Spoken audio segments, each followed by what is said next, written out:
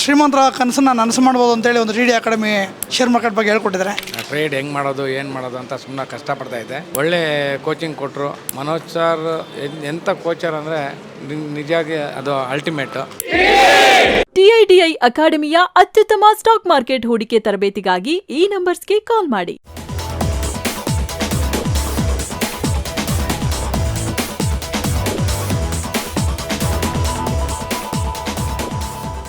Hi friends, ಇದು mastmaga.comನ international bulletin ಸುತ್ತು ಜಗತ್ತು. ನಾನು ಅಮರ್ ಪ್ರಸಾದ್. ತೀವ್ರ ಕುತೂಹಲ ಕೆರಳಿಸಿರೋ ಅಮೆರಿಕದ ಅಧ್ಯಕ್ಷೀಯ ಚುನಾವಣೆಗೆ ಈಗ ದೊಡ್ಡ ತಿರುವು ಸಿಗ್ತಾ ಇದೆ. ದೊಡ್ಡ ಪ್ರಮಾಣದ ಟೀಕೆ, ಆರೋಪ ಹಾಗೂ ದೊಡ್ಡ ಪ್ರಮಾಣದ ಒತ್ತಡಗಳ ನಡುವೆ ಅಮೆರಿಕ ಅಧ್ಯಕ್ಷ ಜೋ ಬೈಡೆನ್ 2024 ಅಧ್ಯಕ್ಷೀಯ ಚುನಾವಣಾ ರೇಸ್ನಿಂದ ಹೊರಗೆ ಹೋಗಿದ್ದಾರೆ. ಅವರೇ ಎಕ್ಸಿಟ್ ಆಗಿದ್ದಾರೆ. ನಾನು ಬರಲ್ಲ, ನನಗೆ ಬೇಡ ಅಂತ. ಯಾಕಂದರೆ ಅಷ್ಟು ಪ್ರೆಷರ್ ಅವ್ರ ಮೇಲೆ ಕ್ರಿಯೇಟ್ ಆಗಿತ್ತು, ಹೋಗಬೇಕು ನೀವು ಹೇಳಿದು ಅಂತ. ಈ ಕುರಿತು ಅಧಿಕೃತವಾಗಿ ಅನೌನ್ಸ್ ಮಾಡಿರೋ ಬೈಡೆನ್, ಅಮೆರಿಕ ಅಧ್ಯಕ್ಷನಾಗಿ ಸೇವೆ ಸಲ್ಲಿಸುವುದು ನನ್ನ ಜೀವನಕ್ಕೆ ಸಿಕ್ಕ ಅತ್ಯಂತ ದೊಡ್ಡ ಗೌರವ.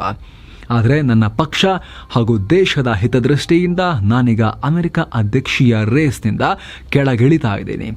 ಸದ್ಯ ಅಮೆರಿಕ ಅಧ್ಯಕ್ಷನಾಗಿ ಅವಧಿ ಮುಗಿಯೋ ತನಕ ನನ್ನ ಕರ್ತವ್ಯಗಳನ್ನು ಪೂರೈಸೋ ಕಡೆಗೆ ಫೋಕಸ್ ಮಾಡ್ತೀನಿ ಅಂತ ಹೇಳಿದ್ದಾರೆ. ಅಲ್ಲದೆ ಅಮೆರಿಕದ ಉಪಾಧ್ಯಕ್ಷೆ ಕಮಲಾ ಹ್ಯಾರಿಸ್ಗೆ ಡೆಮೊಕ್ರೆಟಿಕ್ ಅಭ್ಯರ್ಥಿಯಾಗಿ ಟ್ರಂಪ್ ವಿರುದ್ಧ ಸ್ಪರ್ಧೆಗಿಳಿಯೋಕೆ ನನ್ನ ಸಪೋರ್ಟ್ ಇದೆ ಅಂತ ಹೇಳಿದ್ದಾರೆ. ಈ ಮೂಲಕ ಮೆಂಟಲಿ, ಫಿಸಿಕಲಿ ಫಿಟ್ ಇಲ್ಲ, ನಿಮ್ಮ ಸ್ಥಿತಿ ಸರಿಯಿಲ್ಲ ಅನ್ನೋ ಒತ್ತಡಕ್ಕೆ ಕಡೆಗೂ ಬೈಡೆನ್ ಮಣಿದಂತಾಗಿದೆ. ಇನ್ನು ಈ ಜೋ ಬೈಡೆನ್ರ ಈ ನಿರ್ಧಾರವನ್ನು ಕಮಲಾ ಹ್ಯಾರಿಸ್ ಹಾಡಿ ಹೊಗಳಿದ್ದಾರೆ. ಇದು ಬೈಡೆನ್ರ ನಿಸ್ವಾರ್ಥ ಮತ್ತು ದೇಶಭಕ್ತಿ ಅಂತ ಕರೆದಿದ್ದಾರೆ. ಅತ್ತ ಮಾಜಿ ಅಧ್ಯಕ್ಷ ಬರಾಕ್ ಒಬಾಮಾ ಕೂಡ ಬೈಡೆನ್ರ ಈ ನಿರ್ಧಾರಕ್ಕೆ ಮೆಚ್ಚುಗೆ ವ್ಯಕ್ತಪಡಿಸಿದ್ದಾರೆ. ಬೈಡೆನ್ರನ್ನ ದೊಡ್ಡ ದೇಶಭಕ್ತ ಅಂತ ಕರೆದಿದ್ದಾರೆ. ಅಲ್ಲದೆ ಮುಂದಿನ ದಿನಗಳಲ್ಲಿ ಅಮೆರಿಕ ಹೊಸ ದಿಕ್ಕಿನಲ್ಲಿ ಸಾಗುತ್ತೆ ಅಂತ ಹೇಳಿದ್ದಾರೆ. ಆದರೆ ಕಮಲಾ ಹ್ಯಾರಿಸ್ಗೆ ಡೆಮೊಕ್ರೆಟಿಕ್ ಅಭ್ಯರ್ಥಿಯಾಗೋಕೆ ಬೆಂಬಲಿಸಿದ ಬೈಡೆನ್ ನಿರ್ಧಾರದ ಬಗ್ಗೆ ಒಬಾಮಾ ಯಾವುದೇ ರೀತಿ ಬೆಂಬಲ ಅಥವಾ ಹೇಳಿಕೆಯನ್ನ ಕೊಟ್ಟಿಲ್ಲ. ಇನ್ನೊಂದು ಕಡೆ ಬೈಡೆನ್ರ ಮಹತ್ವದ ನಿರ್ಧಾರಕ್ಕೆ ರಿಪಬ್ಲಿಕನ್ ಪಾರ್ಟಿಯ ಅಭ್ಯರ್ಥಿ ಡೊನಾಲ್ಡ್ ಟ್ರಂಪ್ ರಿಯಾಕ್ಟ್ ಮಾಡಿದ್ದಾರೆ. ಬೈಡೆನ್ಗಿಂತ ಕಮಲಾ ಹ್ಯಾರಿಸ್ರನ್ನ ಬಹಳ ಈಸಿಯಾಗಿ ಸೋಲಿಸಿ ಬಿಡಬಹುದು ಅಂತ ಹೇಳಿದ್ದಾರೆ. ಜೊತೆಗೆ ಇಡೀ ಅಮೆರಿಕದ ಇತಿಹಾಸದಲ್ಲೇ ಬೈಡೆನ್ ಅತ್ಯಂತ ಕೆಟ್ಟ ಅಧ್ಯಕ್ಷ, ಅವರು ಅಧ್ಯಕ್ಷರಾಗೋಕೆ ಫಿಟ್ ಅಲ್ಲ, ಆ ಸಾಮರ್ಥ್ಯ ಅವರಲ್ಲಿಲ್ಲ ಅಂತ ಕಿಡಿಕಾರಿದ್ದಾರೆ. ಇದೆಲ್ಲದರ ನಡುವೆ ಬೈಡೆನ್ ಹಿಂದೆ ಸರಿದಿದ್ದು ಯಾಕೆ ಅನ್ನೋ ವಿಚಾರ ಕೂಡ ಬಯಲಾಗಿದೆ. ಬೈಡೆನ್ ಮೇಲೆ ಡೆಮೊಕ್ರೆಟಿಕ್ ಪಾರ್ಟಿಯವರು, ಬರಾಕ್ ಒಬಾಮಾ ಸೇರಿ ಅನೇಕರು ಒತ್ತಾಯ ಹೇರಿದ್ರು. ಅಮೆರಿಕನ್ ಚುನಾವಣೆಯಲ್ಲಿ ಸ್ಪರ್ಧಿಸೋ ಬಗ್ಗೆ ಒಮ್ಮೆ ಸರಿಯಾಗಿ ಯೋಚನೆ ಮಾಡಿ ಅಂತ ಫೋರ್ಸ್ ಮಾಡಿದ್ರು. ಹೀಗಾಗಿ ಇಷ್ಟ ಇಲ್ಲದೆ ಹೋದರೂ ಕೂಡ, ಅಧ್ಯಕ್ಷ ಆಗೋಕೆ ವಿಪರೀತ ಆಸೆ ಇಟ್ಕೊಂಡಿದ್ರೂ ಕೂಡ ಚುನಾವಣಾ ರೇಸ್ನಿಂದ ಹಿಂದೆ ಸರಿದಿದ್ದಾರೆ ಪಕ್ಷದ ಒಳಗಿನ ಪ್ರೆಷರ್ನಿಂದಾಗಿ. ಬೈಡೆನ್ ಇರಿಟೇಟ್ ಆಗಿ, ನಿರಾಶೆಗೊಂಡು ಈ ನಿರ್ಧಾರಕ್ಕೆ ಮುಂದಾದರು ಅಂತ ಅಮೆರಿಕನ್ ಮಾಧ್ಯಮಗಳು ವರದಿ ಮಾಡಿವೆ. ಅತ್ತ ಯುಕ್ರೇನ್ ಅಧ್ಯಕ್ಷ ವೊಲೊಡಿಮಿರ್ ಝೆಲೆನ್ಸ್ಕಿ ಕೂಡ ಬೈಡೆನ್ ಚುನಾವಣೆಯಿಂದ ಕೆಳಗಿಳಿದಿದ್ದಕ್ಕೆ ಪ್ರತಿಕ್ರಿಯೆ ಕೊಟ್ಟಿದ್ದಾರೆ. ರಷ್ಯಾ ಜೊತೆಗಿನ ಯುದ್ಧದಲ್ಲಿ ಯುಕ್ರೇನ್ಗೆ ನಿರಂತರವಾಗಿ ಬೆಂಬಲ ಕೊಟ್ಟ ಅಧ್ಯಕ್ಷ ಬೈಡೆನ್ಗೆ ಯುಕ್ರೇನ್ ಕಡೆಯಿಂದ ಕೃತಜ್ಞತೆ. ಇದೀಗ ಬೈಡೆನ್ ಬಹಳ ಕಷ್ಟ ಹಾಗೂ ಸ್ಟ್ರಾಂಗ್ ಆಗಿರೋ ನಿರ್ಧಾರ ತೆಗೆದುಕೊಂಡಿದ್ದಾರೆ, ನಾವಿದನ್ನು ಗೌರವಿಸ್ತೀವಿ ಅಂತ ಝೆಲೆನ್ಸ್ಕಿ ಹೇಳಿದ್ದಾರೆ. ಮತ್ತೊಂದು ಕಡೆ ಬೈಡೆನ್ ಚುನಾವಣೆಯಿಂದ ಹೊರಗೆ ನಡೆದು ಡೆಮೊಕ್ರೆಟಿಕ್ ಅಭ್ಯರ್ಥಿಯಾಗೋಕೆ ಕಮಲಾ ಹ್ಯಾರಿಸ್ಗೆ ಅವಕಾಶ ಮಾಡಿಕೊಡ್ತೀನಿ ಅಂತ ಸಪೋರ್ಟ್ ಮಾಡಿದ್ರು. ಇದರ ಬೆನ್ನಲ್ಲೇ ಭಾರತ ಮೂಲದ American business man Vinod Khosla ಮತ್ತು ಟೆಸ್ಲಾ ಸಿಇಒ ಎಲಾನ್ ಮಸ್ಕ್ ನಡುವೆ ಸೋಷಿಯಲ್ ಮೀಡಿಯಾದಲ್ಲಿ ಬಿಸಿ ಬಿಸಿ ಚರ್ಚೆಯಾಗಿದೆ. ಕಮಲಾರನ್ನ ಆಯ್ಕೆ ಮಾಡಿದ ಬೈಡೆನ್ ನಿರ್ಧಾರಕ್ಕೆ ವಿನೋದ್ ಖೋಸ್ಲಾ ಪರೋಕ್ಷವಾಗಿ ಆಕ್ಷೇಪ ವ್ಯಕ್ತಪಡಿಸಿದ್ದಾರೆ. ಡೆಮೊಕ್ರೆಟಿಕ್ ಪಕ್ಷದಲ್ಲಿ ಸೆಂಟ್ರಿಸ್ಟ್ ಅಭ್ಯರ್ಥಿಯನ್ನ ಆಯ್ಕೆ ಮಾಡುವಂತೆ ಮುಕ್ತ ಚರ್ಚೆಗೆ ಬನ್ನಿ ಅಂತ ಎಕ್ಸ್ನಲ್ಲಿ ಕರೆ ಕೊಟ್ಟಿದ್ದಾರೆ. ಜೊತೆಗೆ ಡೊನಾಲ್ಡ್ ಟ್ರಂಪ್ರನ್ನ ಸೋಲಿಸೋಕೆ ಅಮೆರಿಕದ ಗವರ್ನರ್ ಗ್ರೆಷನ್ ವಿಟ್ಮರ್ ಮತ್ತು ಜೋಶ್ ಶಾಪ್ಯೂರನ್ನ ಆಯ್ಕೆ ಮಾಡಿದರೆ ಒಳ್ಳೆಯದು ಅಂತ ಅಭಿಪ್ರಾಯಪಟ್ಟಿದ್ದಾರೆ. ಇದಕ್ಕೆ ಪ್ರತಿಕ್ರಿಯೆ ಕೊಟ್ಟಿರೋ ಎಲಾನ್ ಮಸ್ಕ್, ಕಮಾನ್ ವಿನೋದ್, ಟ್ರಂಪ್ ವಾನ್ಸ್ಗೆ ಪ್ರೋತ್ಸಾಹಿಸಿ ಅಂತ ಹೇಳಿದ್ದಾರೆ. ಇದಕ್ಕೆ ರಿಪ್ಲೈ ಮಾಡಿರೋ ವಿನೋದ್, ಟ್ರಂಪ್ ಒಬ್ಬ ಸುಳ್ಳುಗಾರ, ಮೋಸ ಮಾಡ್ತಾನೆ ಹಾಗೂ ಮಹಿಳೆಯರನ್ನ ಕೀಳಾಗಿ ನೋಡ್ತಾನೆ, ಅಂಥವರಿಗೆ ಸಪೋರ್ಟ್ ಮಾಡಲ್ಲ ಅಂತ ಹೇಳಿದ್ದಾರೆ. ನೀವು ನಿಮ್ಮ ಮಕ್ಕಳು ಕೂಡ ಟ್ರಂಪ್ ತರ ಆಗ್ಲಿ ಅಂತ ಬಯಸ್ತೀರಾ ಅಂತ ಪ್ರಶ್ನೆ ಮಾಡಿದ್ದಾರೆ. ಇದಕ್ಕೆ ರಿಯಾಕ್ಟ್ ಮಾಡಿರೋ ಮಸ್ಕ್, ಒಮ್ಮೆ ಟ್ರಂಪ್ರನ್ನ ಮೀಟ್ ಮಾಡಿ ಅವರು ಎಂಥ ವ್ಯಕ್ತಿ ಅಂತ ಅರ್ಥ ಮಾಡ್ಕೊಳ್ಳಿ. ಟ್ರಂಪ್ರಲ್ಲಿ ನ್ಯೂನತೆಗಳಿಲ್ಲ ಅಂತ ನಾನು ಹೇಳ್ತಿಲ್ಲ, ಆದರೆ ವೈಯಕ್ತಿಕ ಸ್ವಾತಂತ್ರ್ಯ ಉತ್ತೇಜಿಸೋ ಅರ್ಹತೆ ಇರೋ ಆಡಳಿತ ನಮಗೆ ಬೇಕಾಗಿದೆ ಅಂತ ಮಸ್ಕ್ ಸಾಲಿಡ್ ಆಗಿ ಟ್ರಂಪ್ಗೆ ಬೆಂಬಲವನ್ನು ವ್ಯಕ್ತಪಡಿಸಿದ್ದಾರೆ. ಎಲ್ಲೊಂದು ಕಡೆ ಚೀನಾ ಅಧ್ಯಕ್ಷ ಶಿ ಜಿನ್ಪಿಂಗ್ ಅಮೆರಿಕದ ರಿಪಬ್ಲಿಕನ್ ಅಭ್ಯರ್ಥಿ ಡೊನಾಲ್ಡ್ ಟ್ರಂಪ್ ಮೇಲೆ ಒಲವು ತೋರಿಸಿದ್ದಾರೆ. ಇತ್ತೀಚೆಗಷ್ಟೇ ಟ್ರಂಪ್ ಮೇಲೆ ದಾಳಿ ನಡೆದಿದ್ದು, ಟ್ರಂಪ್ರ ಯೋಗಕ್ಷೇಮ ವಿಚಾರಿಸೋಕೆ ಜಿನ್ಪಿಂಗ್ ಪತ್ರ ಬರೆದಿದ್ದಾರಂತೆ. ಹೀಗಂತ ಖುದ್ದು ಟ್ರಂಪ್ ಹೇಳ್ಕೊಂಡಿದ್ದಾರೆ. ನನ್ನ ಮೇಲೆ ದಾಳಿಯಾದ ಮಾಹಿತಿ ಸಿಕ್ಕ ತಕ್ಷಣವೇ ಜಿನ್ಪಿಂಗ್ ನನಗೆ ಬ್ಯೂಟಿಫುಲ್ ಪತ್ರವನ್ನು ಬರೆದಿದ್ದಾರೆ ಅಂತ ಹೇಳಿದ್ದಾರೆ. ಜೊತೆಗೆ ಜಿನ್ಪಿಂಗ್ ಒಬ್ಬ ಅದ್ಭುತವಾದ ವ್ಯಕ್ತಿ, ತಮ್ಮ ಮುಷ್ಟಿಯಲ್ಲಿ 140 ಕೋಟಿ ಜನರನ್ನ ಕಂಟ್ರೋಲ್ ಮಾಡ್ತಾರೆ. ಚೀನಾ ನಾಯಕರ ಮುಂದೆ ಬೈಡೆನ್ ರಂತವರು ಒಳ್ಳೆ ಮಕ್ಕಳಿದ್ದ ಹಾಗೆ ಅಂತ ಜಿನ್ಪಿಂಗ್ರನ್ನ ಹಾಡಿ ಹೊಗಳಿದ್ದಾರೆ. ಅಲ್ಲದೆ ಉತ್ತರ ಕೊರಿಯಾ ಅಧ್ಯಕ್ಷ ಕಿಮ್ ಜಾಂಗ್ ಉನ್ರನ್ನ ಕೂಡ ಹೊಗಳಿದ್ದಾರೆ. ಅವರೆಲ್ಲ ಒಂಥರ ಟಫ್ ಪೀಪಲ್ ಮತ್ತು ಸ್ಮಾರ್ಟ್ ಪೀಪಲ್ ಅಂತ ಗುಣಗಾನ ಮಾಡಿದ್ದಾರೆ. ಪಾಕಿಸ್ತಾನದ ಮೇಲೆ ಅಫ್ಘಾನಿಗಳ ಕೋಪ ದಿನ ದಿನಕ್ಕೂ ತಾರಕಕ್ಕೇರ್ತಾ ಇದೆ. ಈಗ ಅಫ್ಘಾನಿಗಳ ಗುಂಪು ಜರ್ಮನಿಯಲ್ಲಿರೋ ಪಾಕ್ ರಾಯಭಾರ ಕಚೇರಿ ಮೇಲೆ ದಾಳಿ ಮಾಡಿದೆ. ಅಫ್ಘಾನ್ ಧ್ವಜವನ್ನ ತಮ್ಮ ಹೆಗಲ ಮೇಲೆ ಹಾಕೊಂಡು ಪ್ರತಿಭಟನಾಕಾರರು ಕಚೇರಿ ಮೇಲೆ ಕಲ್ಲು ತೂರಾಟ ಮಾಡಿದ್ದಾರೆ. ಪಾಕ್ ಧ್ವಜವನ್ನ ಕೆಳಗಿಳಿಸಿ ಅದರ ಬದಲಿಗೆ ಅಫ್ಘಾನ್ ಧ್ವಜವನ್ನ ಇಟ್ಟಿದ್ದಾರೆ. ಅಷ್ಟೇ ಅಲ್ಲದೆ ಪಾಕ್ ಧ್ವಜವನ್ನ ಸುಟ್ಟು ಹಾಕೋಕು ಈ ಪ್ರತಿಭಟನಾಕಾರರು ಪ್ರಯತ್ನ ಪಟ್ಟಿದ್ದಾರೆ ಅಂತ ಪಾಕ್ ಮೀಡಿಯಾಗಳು ವರದಿ ಮಾಡಿವೆ. ಈ ಘಟನೆಗೆ ಪಾಕಿಸ್ತಾನದಿಂದ ತೀವ್ರ ಖಂಡನೆ ವ್ಯಕ್ತವಾಗಿದೆ. ಜೊತೆಗೆ ರಾಯಭಾರ ಕಚೇರಿಗೆ ಸರಿಯಾದ ಭದ್ರತೆ ಕೊಟ್ಟಿಲ್ಲ ಅಂತ ಜರ್ಮನ್ ಅಧಿಕಾರಿಗಳ ವಿರುದ್ಧವೂ ಕಿಡಿಕಾರಿದೆ. ಪಾಕ್ ವಿದೇಶಾಂಗ ಸಚಿವಾಲಯ ರಿಯಾಕ್ಟ್ ಮಾಡಿ ರಾಯಭಾರ ಕಚೇರಿ ಮೇಲೆ ದಾಳಿ ನಡೆಸಿ ಅಲ್ಲಿರುವ ಸಿಬ್ಬಂದಿ ಜೀವಕ್ಕೆ ಅಪಾಯ ಉಂಟು ಮಾಡಿದ ಈ ಉಗ್ರಗಾಮಿಗಳ ವಿರುದ್ಧ ಕ್ರಮ ತಗೊಳ್ಳಿ ಹಾಗೂ ರಾಯಭಾರ ಕಚೇರಿಯ ಭದ್ರತಾ ಲೋಪಕ್ಕೆ ಕಾರಣರಾದವರ ವಿರುದ್ಧ ಕ್ರಮಕ್ಕೆ ಮುಂದಾಗಿ ಅಂತ ಜರ್ಮನಿಗೆ ಒತ್ತಾಯಿಸಿದೆ. ಅಂದಹಾಗೆ ಈ ದಾಳಿಗೆ ಕಾರಣ ಏನು ಅನ್ನೋದು ಸದ್ಯ ಇನ್ನೂ ಕೂಡ ಸ್ಪಷ್ಟವಾಗಿಲ್ಲ. ಆದರೆ ಇತ್ತೀಚಿನ ಕೆಲ ವರ್ಷಗಳಿಂದ ಪಾಕ್ ಮತ್ತು ಅಫ್ಘಾನ್ ನಡುವಿನ ಸಂಬಂಧ ಸರಿ ಇಲ್ಲ, ದಿನ ದಿನಕ್ಕೂ ಹದಗೆಡ್ತಾನೆ ಹೋಗ್ತಾ ಇದೆ. ಈ ಎರಡು ದೇಶಗಳು ಅಫ್ಘಾನ್ ಮತ್ತು ಪಾಕಿಸ್ತಾನ ಕ್ರಿಕೆಟ್ನಿಂದ ಹಿಡಿದು ಗಡಿಯಲ್ಲಿ ಹೊಡೆದಾಡೋ ತನಕ ಎಲ್ಲವೂ ಕೂಡ ಆಗಿದೆ. ಅದರಲ್ಲೂ 2022ರಿಂದ ಪಾಕ್ ಗಡಿಯಲ್ಲಿ ಉಗ್ರ ದಾಳಿಗಳು ವಿಪರೀತ ಜಾಸ್ತಿ ಆದ್ಮೇಲಂತೂ ತಾಲಿಬಾನಿಗಳು ಹಾಗೂ ಪಾಕಿಸ್ತಾನದ ಸಂಘರ್ಷ ತಾರಕಕ್ಕೇರಿದೆ. ಪಾಕಿಸ್ತಾನದ ತಾಲಿಬಾನ್ ಘಟಕ TTP ಈ ಉಗ್ರ ಸಂಘಟನೆ ಅಂದರೆ ಪಾಕಿಸ್ತಾನದ ಒಳಗಿರೋ ತಾಲಿಬಾನ್ ಘಟಕವನ್ನು ಉಗ್ರರು ಅಂತ ಘೋಷಣೆ ಮಾಡಿಕೊಂಡಿದ್ದಾರೆ. ಈ TTPಗೆ ಅಫ್ಘಾನಿಸ್ತಾನ ಆಶ್ರಯ ಕೊಡ್ತಾ ಇದೆ ಅಂತ ಪಾಕ್ ಆರೋಪ ಮಾಡ್ತಾ ಇದೆ. ಇದನ್ನು ತಾಲಿಬಾನಿಗಳು ನಿರಾಕರಿಸ್ತಾ ಇದ್ದಾರೆ.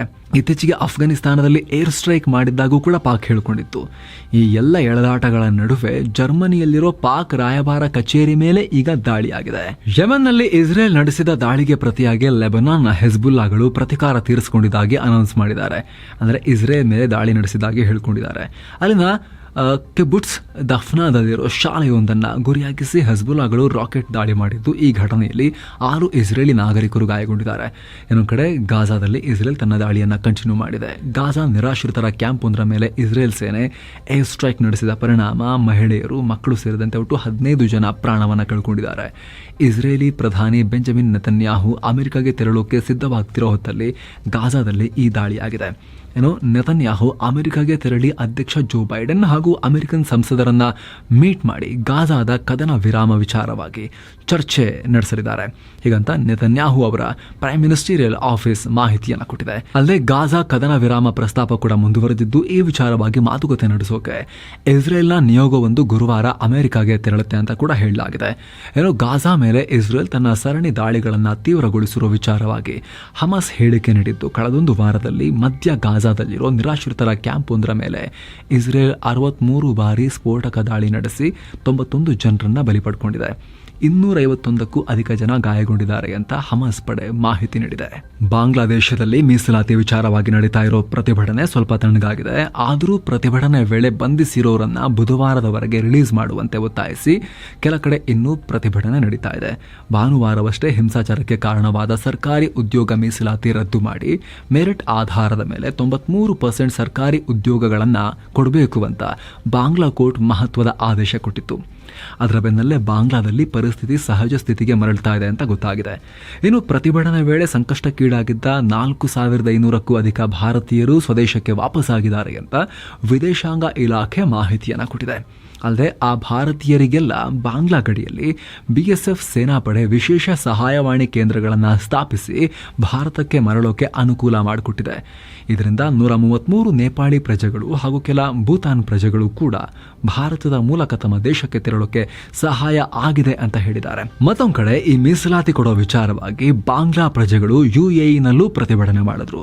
ಈ ವೇಳೆ UAEನಲ್ಲಿ ಸಾರ್ವಜನಿಕ ಆಸ್ತಿ ಪಾಸ್ತಿಗೆ ಹಾನಿ ಮಾಡಲಾಗಿದೆ, ಕಾನೂನು ಉಲ್ಲಂಘನೆ ಮಾಡಿದ್ದಾರೆ ಅಂತ ಕೇಸ್ ದಾಖಲಿಸಿ ಹಲವು ಬಾಂಗ್ಲಾ ಪ್ರಜೆಗಳನ್ನು ಅರೆಸ್ಟ್ ಮಾಡಲಾಗಿತ್ತು. ಇದೀಗ ಈ ಘಟನೆ ಬಗ್ಗೆ ವಿಚಾರಣೆ ನಡೆಸೋಕೆ UAE ಸರ್ಕಾರ ಆದೇಶ ನೀಡಿದೆ. ಏನೋ ಆರೋಪಗಳ ಸರಮಾಲೆಯನ್ನು ಹೊತ್ಕೊಂಡು ಪಾಕ್ ಜೈಲಲ್ಲಿರೋ ಮಾಜಿ ಪ್ರಧಾನಿ ಇಮ್ರಾನ್ ಖಾನ್ ಆಕ್ರೋಶ ಹೊರಹಾಕಿದ್ದಾರೆ.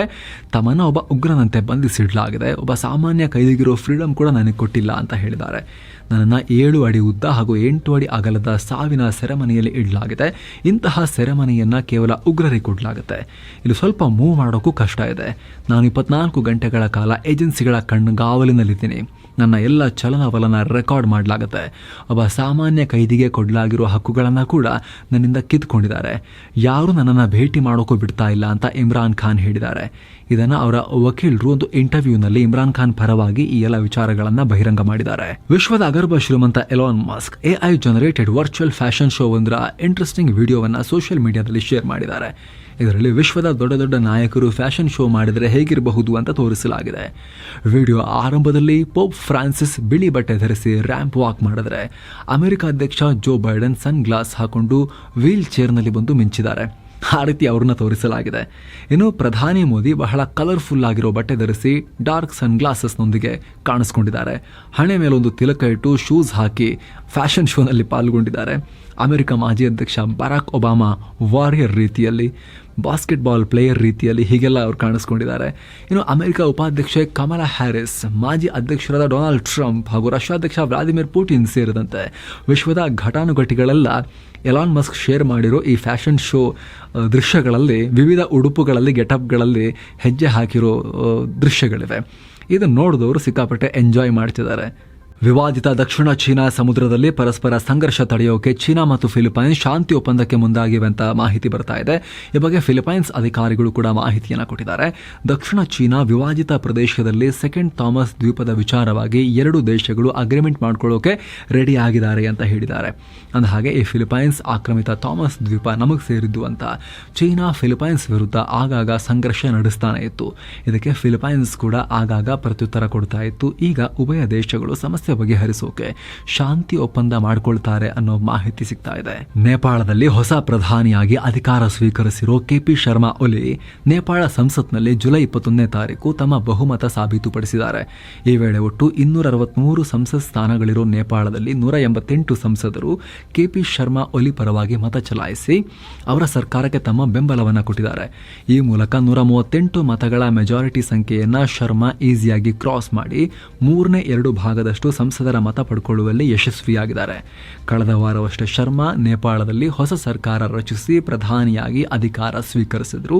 ಈಗ ತಮ್ಮ ಸರ್ಕಾರದ ಬಹುಮತವನ್ನು ಕೂಡ ಸಾಬೀತುಪಡಿಸಿದ್ದಾರೆ. ಚೀನಾದಿಂದ ನಿರಂತರವಾಗಿ ಬೆದರಿಕೆಗಳನ್ನು ಫೇಸ್ ಮಾಡ್ತಿರೋ ನಡುವೆನೆ ತೈವಾನ್ ತನ್ನ ವಾರ್ಷಿಕ ಸೇನಾ ಸಮರಾಭ್ಯಾಸ ನಡೆಸಿದೆ.